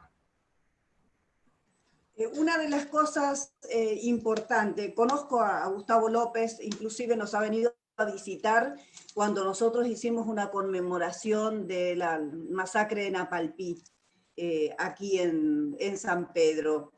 Y lo que decía usted es que una persona que trabaja con pueblos originarios me parece muy, muy valioso, pero una de las cosas que venimos reclamando nosotros, los preexistentes a la creación del Estado, según dice la Constitución Nacional, es ese derecho constitucional, y que fundamentalmente, esto lo dice clarísimo el convenio 169 de la OIT, que nosotros tenemos nuestra propia voz, nosotros no queremos que hablen por nosotros no queremos que venga alguien porque trabaja con los pueblos originarios o para los pueblos originarios, pero cuando se trata de hablar, Hablan ellos, no hablamos nosotros. Nosotros queremos tener voz, eso dice el convenio 169, dice consulta y participación, o sea que aunque me consulten no es suficiente, yo quiero participar en las políticas que hablen de mi pueblo. Nosotros queremos comunicación con identidad, queremos salud con identidad, queremos educación con identidad, porque tenemos una identidad. Entonces, esto, y fundamentalmente, me acuerdo que una vez, perdón por extenderme, pero una vez en el Mercosur, yendo a representar a los pueblos indígenas de Argentina, alguien dijo que en realidad los pueblos indígenas se veían representados por los estados. Entonces nosotros dijimos, nosotros sí somos argentinos, pero primero somos, en mi caso, yo primero soy después soy argentina. Entonces yo tengo doble derecho en este territorio, porque por mi herencia indígena y después por ser ciudadana argentina. Yo respeto las leyes argentinas, pero no vemos que el Estado respete la parte de nuestra cultura, nuestras autoridades indígenas, a nuestros derechos. Nosotros queremos hablar con nuestra propia voz, queremos hablar nosotros, no queremos que hablen por nosotros. Y esto de trabajar por y para los pueblos indígenas, no, queremos que trabajen con nosotros. Y lo vemos lejos. Y como mujer, cuando yo veo que hay mujeres que hablan del derecho, y yo me lleno de esperanzas y me envalentono, porque digo, ahí están las mujeres, ahí están mis congéneros, esas son las que vamos a llevar adelante esas políticas. No tengo intenciones de interpelarlas, sino decir cómo hacemos las mujeres juntas, las de una cultura y las de otra cultura, como para emparejar para arriba, porque esto de emparejar para abajo para los pueblos indígenas ha sucedido siempre. Marquemos una diferencia, emparejemos para arriba. Sí, yo quiero, si me permiten, yo estoy totalmente de acuerdo en cuanto a los derechos de los pueblos originarios. Hay una cantidad de derechos que hay que hacerlos cumplir. Lo mismo con los derechos de género, los derechos de géneros, ¿no? Los derechos de los trabajadores, los derechos... Hay una cantidad de derechos que nosotros sabemos que existen, que existen en las leyes, en las normativas, ahora muchas veces no se cumplen. ¿Y eso con qué tiene que ver? Tiene que ver, ni más ni menos, por lo menos mi punto de vista, es que tiene que ver con las correlaciones de fuerza, digamos, ni más ni menos que con las correlaciones de fuerzas en donde los pueblos tienen avances y retrocesos en cuanto a conseguir determinados logros. Y esto no es solamente acá, sino en el mundo, digamos, se ve que las derechas avanzan en todos los terrenos, digamos, y sabemos que nos costó mucho sacrificio en su momento con una cantidad de gobiernos en Latinoamérica, nacionales y populares, y después, bueno, la experiencia de esos gobiernos fue muy buena en cuanto a conseguir plasmar una cantidad de derechos, pero después las derechas de los distintos países, de las distintas formas, como ya las vimos cómo, digamos, consiguieron el gobierno de distintas formas, golpes blandos, golpes duros, algunos por elecciones, con engaños, con etcétera, etcétera, etcétera. Ahora, a lo que voy es que todas estas cuestiones, yo no tengo la solución de cómo se resuelven. Lo que sí sé, y estoy convencido, es que acá la única posibilidad de que no vuelvan en este país a tomar digamos, la batuta otra vez un gobierno de derecha es con el movimiento obrero organizado, porque ya vimos lo que pasó cuando las fuerzas nacionales y populares nos dividimos, digamos, ya vimos lo que pasó acá y vemos lo que pasó en el continente y vemos lo que pasó en el mundo, con lo cual yo insisto en que el problema siempre fue y es y va a ser las correlaciones de fuerza, por eso lo importante de la construcción, porque que los derechos estén es importante, se consigue muchas veces desde la negociación colectiva, etcétera, etcétera, es muy importante. Y es muy importante tener la fuerza para hacerlos cumplir, porque si no tenemos la fuerza para hacerlos cumplir, esos derechos son letra muerta. Con lo cual, insisto, la correlación de fuerzas es fundamental, insisto es fundamental la organización y la unidad del movimiento obrero, porque divididos ya sabemos cómo nos fue. El camino es la unidad. Después, las formas, iremos viendo cómo lo resolvemos. La calle, decía Ale, la calle, yo creo que previo a la pandemia ya vimos cómo perdieron, pero perdieron con el 40% de los votos después de todo lo que hicieron durante 4 años. Y sin embargo sacaron el 40% de los votos. Y la calle, no había pandemia, y después de que ganó el gobierno, digamos, de Alberto y Cristina, también, antes de la pandemia, empezó a haber una situación en donde no se resuelven las cosas por arte de magia, no se resuelven de un momento a otro, sino que tiene que ver, insisto, otra vez, con la correlación de fuerzas. No hay otra. Por eso yo insisto con que la unidad del movimiento obrero es central. Y podemos tener diferencias, podemos debatirla y está perfecto. Y hay que hacerlo y ponerla sobre la mesa. Ahora, si no está la unidad del movimiento obrero y a partir de ahí no discutimos a partir de esa unidad las políticas a desarrollar, me parece que los derechos van a seguir siendo letras muertas. Es la única forma de hacer plasmar los derechos que existen y que muchas veces no se cumplen. En mi opinión. Sí. Bueno, Vero, creo que no hay ninguna otra pregunta para hacer. Ahí había algo en el chat. Bueno, les agradecemos mucho la intervención a Clara con su inquietud, su interpelación, y también las devoluciones para tratar de pensar todo esto juntos que hicieron los disertantes. Ahí el doctor Santiago Villarián, tal vez para pensar algo un poco más técnicamente, ¿no? Dice que al desarrollar la escritura de reclamos, demandas o escritos judiciales con perspectiva de género, o en el caso de quien sentencia con perspectiva de género, él se pregunta si resulta válido o adecuado que simplemente se generalice. Esto es una pregunta bien leguleya, ¿no? Para la cuestión de construcción de los escritos. Porque dice que se sigue hablando de parte actora, parte demandada, parte reclamante, la persona demandada, etcétera. Y otra cuestión distinta, pero afín al tema, y pregunta al tema de las arrobas y todo esto. Bueno, me parece que esto es bien técnico y apunta, me parece, el doctor Villarián, si bien digo, apunta un poco a esta visibilización, ¿no? A esto que tiene el lenguaje, que lo que nombramos empieza a tener una entidad, una visibilización, y lo que omitimos necesariamente no la tiene. Me parece que apunta un poco esa pregunta técnica ahí. No sé si tal vez Cecilia quiera comentar algo de esto. Sí, lamentablemente lo que tiene que ver con el lenguaje inclusivo viene lento, o sea, ni siquiera está aceptado ni rechazado en la sociedad en general. Yo honestamente no tengo estudiado, no hice ningún estudio específico sobre las reacciones frente a los escritos presentados con este lenguaje. Pero me gustaría ver qué respuestas dan. Digo, o sea, yo no sé en día de hoy si se presenta un escrito de esta forma, tratando de cambiarlo. Yo juego mucho con los términos, entiendo a dónde va el doctor, y yo trato de evitarlos generalmente.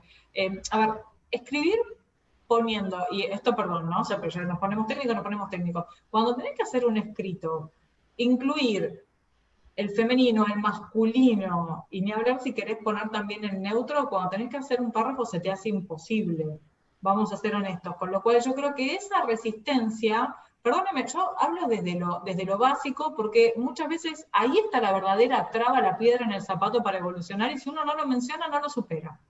Pero yo creo que muchos profesionales, hasta incluso muchos profesionales que comparten todo esto que acaba de explicar muy bien Vero, no adoptan el lenguaje inclusivo por una cuestión pragmática. Y esa ausencia de adopción compulsiva o masiva hace que quienes pretendan que se incorpore tengan menos fuerza. Vuelvo a decir, no soy especialista en lenguaje inclusivo, no es un tema en el que yo me haya metido más que nada, pero no creo que te rechacen un escrito por haberlo armado con lenguaje inclusivo, y creo que las otras palabras que él planteaba, yo había hecho el juego mental, no las veo ahora, que se pueden reemplazar por otras palabras. O sea, sinceramente yo haría el intento. Capaz que lo que sería interesante, de nuevo, pensando en red y en comunión, es que si llegara a haber algún problema con esto, trabajarlo juntos. No sé si el doctor hizo alguna presentación y se la rechazaron. Eso sería interesante saberlo, si alguien tiene alguna experiencia de rechazo. Yo he hecho algunas notas con lenguaje inclusivo y no he tenido problemas. Después lo que te puede pasar es más la cuestión de la condena social. De nuevo, discúlpenme que salga de lo técnico, pero son las otras cosas que pasan. Uno sabe que después circulan las fotos ridiculizando y por eso la violencia en redes, ¿no? O sea, que te sacan la foto al escrito y la circulan, mirá cómo escribieron esto, lo otro. Que la verdad me parece decadente. Sí, ahí está Santiago, ¿qué tal? Mejor escucharte. ¿Qué tal? Un gusto, Doc. Ayer la doctora Sosa, no me acuerdo exactamente a qué agrupación pertenece, si mal no recuerdo a la Asociación de Abogadas y Abogados Laboralistas, me sugirió respecto a esta inquietud que no, a la inversa, digamos, que no hay que invisibilizar a la cuestión de género si, por ejemplo, hay un acoso concreto hacia una mujer. Es decir, que no estás, un poco como decías vos, Cecilia, que no está todavía aceptado desde la construcción de un escrito o desde el lenguaje la utilización de la palabra o una X o una arroba. Si es una mujer concretamente la que sufrió un acoso, bueno, directamente la cuestión de género tiene que ser volcado al género femenino, digamos, que es la persona vulnerada en ese momento. Como que, digamos, no quería tampoco caer en un lenguaje generalizado para no invisibilizar a ese género al cual se vio vulnerado, digamos. Esa fue un poco la reflexión que me habían hecho. Por eso, por otra parte, digamos, fíjate que la técnica legislativa en la sanción de la ley del teletrabajo habla de la persona humana, claro, y no, aunque refiere en realidad a las personas de cuidado que mayormente están a cargo, en la cuestión cultural, a cargo de las mujeres, ¿no es cierto? Un poquito de eso te quería comentar. Sí, sí. Sí, bueno, yo te voy a dar la respuesta más abogadil que vas a escuchar en tu vida, que depende del caso concreto. Pero es que es la realidad, o sea, en algunas situaciones, y más cuando uno está tratando de militar o de gestionar algo, es como andar en una tabla de surf, esto. Tenés que tener el equilibrio y la cintura floja, porque según como venga la ola, porque lo estamos peleando todavía, digo, no hay nada instituido con respecto a esto, entonces si realmente queremos volcar esto hacia la inclusión, tenemos que ser astutos y tratar de ir promoviéndolo de una manera que no genere resistencia, porque donde generemos resistencia, esa resistencia va a ser utilizada incluso para los casos en los cuales no hubiera traído problema lo que estamos promoviendo. Entonces, por eso yo iría según el caso concreto y con astucia, es una respuesta jurídica, no jurídica, pero es muy de abogado. Lo nuestro es pura estrategia en el caso concreto. No nos olvidemos que el derecho es política. El derecho es política, o sea, el derecho no sale de un árbol, no es que ven un árbol y te da la ley, no, o sea, vos tenés un conflicto social, tenés una disputa, como bien decía Adrián, o sea, tenés una disputa, se da a ir a ver la correlación de fuerza, cómo se mide, qué sé yo, se ordena de una manera y sale la ley para que se perpetúe ese orden o se instale coactivamente ese orden. Entonces nosotros, en lo que tiene que ver con las formas de los escritos, en algunos ámbitos sí rige la forma de la acordada de la Corte o lo que sea, por el derecho administrativo, en otros ámbitos es más informal, y yo iría jugando con eso para de a poco ir moviendo el amperímetro de nuestra cultura comunicacional en el sentido en el que queremos que avance. Muchas gracias. Acá tenemos una última intervención que un poco es una reflexión acerca de los sindicatos, ¿no? Dice la doctora Ana Mascherano que si se destruyen los sindicatos pasaría como en Estados Unidos, donde los sindicatos son una mera forma, pero en realidad no tienen incidencia en lo laboral. bueno, agradece el espacio y después completa que, bueno, el sindicalismo siempre fue el gran eje vertebrador del peronismo, y bueno, se pregunta un poco también a nivel reflexivo que, bueno, el tema es la corrupción, ¿no? que puede haber en estos ámbitos sindicales, ¿no? Como para... Sí. No, a mí me parece que la corrupción está en todas las instituciones y las organizaciones, digamos. Lo que pasa que ya sabemos que hay determinados sectores que instalan como que los sindicatos son corruptos. Y eso no es así. Hay un sector minoritario, como hay en la sociedad, en todas las instituciones y las organizaciones, hay una cantidad, digamos, muy minoritaria de personas, digamos, que se corrompen como en cualquier otro ámbito, digamos. El tema es como decía, digamos, se magnifican situaciones concretas y por ahí de una cantidad de cientos y cientos de sindicalistas que hay en el país, digamos, toman el caso de 2 o 3 para ponerlos en el tapete permanentemente y mostrar como que el sindicalismo es la corrupción, digamos. Y sabemos que tiene que ver, ¿eso con qué tiene que ver? Con determinados intereses que justamente lo que necesitan es que cuanto menos sindicalismo haya mejor, porque justamente sus intereses tienen que ver con que esos derechos que defienden los sindicatos, los gremios, que son los intereses de los trabajadores, muchas veces esos intereses de grupos económicos, de grupos empresarios, justamente están en contraposición. Si vos tenés al trabajador débil sin sindicatos o con sindicatos débiles, en la correlación de fuerza, ese grupo empresario, ese empleador, le va a resultar mucho más fácil imponer las condiciones a las cuales el trabajador tiene que, si no quiere perder el trabajo, tiene que asumir según lo que le impongan. Por el contrario, cuando los sindicatos son fuertes, esos sindicatos lo que hacen, los sindicatos no son ni más ni menos que la organización de las trabajadoras y los trabajadores, digamos, no, en esto hay que ser claro. Y los trabajadores y las trabajadoras lo que necesitan es organización fuerte para defender sus derechos. Ahora, decir que no hay corrupción en el sindicalismo, y nadie puede decir que no hay corrupción en el sindicalismo, como nadie puede decir que no hay corrupción en las cámaras empresarias, como nadie puede decir que no hay corrupción en los distintos niveles y organizaciones e instituciones de la sociedad argentina y mundial. No es un fenómeno solamente de acá. Ahora, el problema es como concepción. Si creemos que el sindicato de por sí es corrupto, yo creo que no. Digamos, no estoy convencido de que no, y conozco un montón de sindicalistas, digamos, mujeres y hombres que no lo son. Y contados con el dedo de una mano, los sindicalistas que sí lo son. Por eso me parece que esa es la respuesta, por lo menos desde mi punto de vista.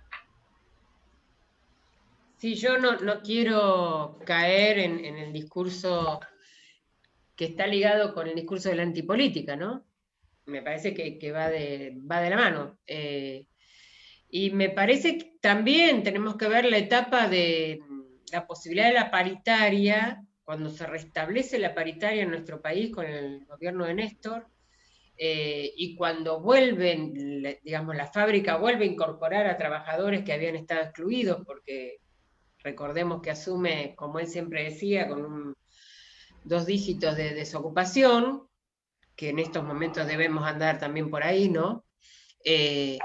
Pero bueno, la participación, el incorporar a tantos jóvenes y a tantas jóvenes en el mundo laboral nuevamente, yo vi cosas muy interesantes y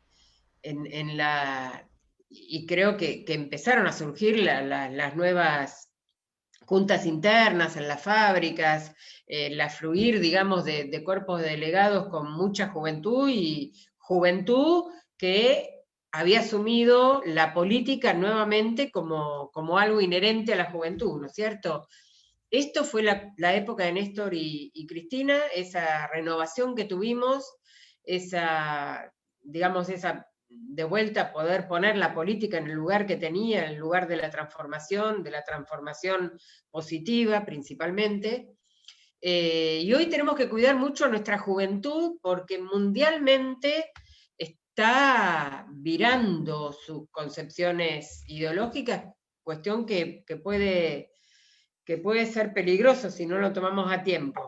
Creo que incorporarlos al escenario sindical es lo mejor que podemos hacer, el escenario de la lucha por los derechos de los trabajadores y las trabajadoras, a los más jóvenes y a las más jóvenes es importantísimo, y para eso necesitamos, por supuesto, abrir, y bueno, y es una lucha entre las distintas posturas sindicales, obviamente. Yo no quiero un sindicato que diga que se va a juntar con la EA. Yo quiero un sindicato que se junta con las pymes, como hoy tuvimos sindicatos de la Corriente Federal y sindicatos de la CTA trabajando en propuestas junto con distintos sectores de la economía social, de la economía popular y de las pequeñas y medianas empresas, que somos los que tenemos que elaborar propuestas políticas también cuando nos sentemos después a discutir con el gobierno, porque si no, las tensiones las termina ganando el sector empresarial.